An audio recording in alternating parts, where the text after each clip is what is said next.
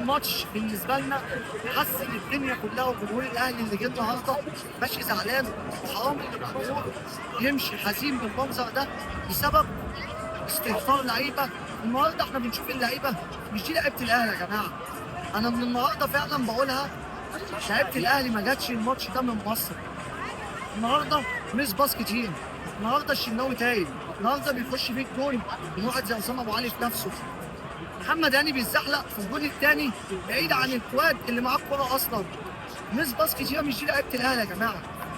انت النهارده بتقول فعلا ان ماتش انتر ميامي كان هديه من انتر ميامي وميسي، وانت استهترت بيه وجات على دماغنا. النهارده انا همسك المسطره ولا القلم ولا الورقه وافضل استنى ده هيتعادل وده هيخسر وده هيعمل ونتائج واهداف وافلام؟ ليه كل ده؟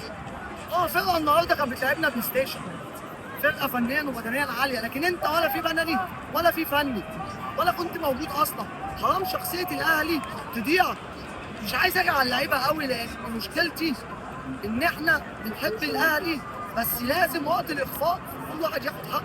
لعيبه خارج نطاق الخدمه، مفيش لعيب النهارده كان عليه العين جاي تلعب لي في اخر 6 دقائق في الوقت بدل الضيع. انت بتضحك عليا يعني عشان تلعب لي كورتين؟ النهارده انا واقف ورا الجون.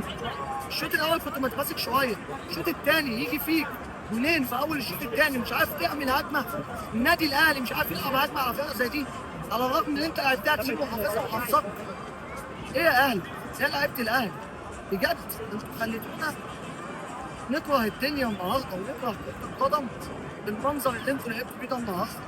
مش هو ده الاهلي ولا لعيبته الرجاله اللي احنا بنفضل نلف وراها بلاد. انا واحد جاي من مصر، ناس جايه من مختلف الولايات في امريكا، وكله داخل يشجع وجمهور مالي الملعب. مقصرين معاكم في ايه؟ ليه تمشونا حزنانين؟ ليه تخلوني اقعد على امل ماتش جاي في الاخر الاقيك اوحش من الماتش ده؟ إيه يا جماعه؟ لا الاهلي النهارده وحش تماما بجد. مش هو ده الاهلي اللي احنا نعرفه.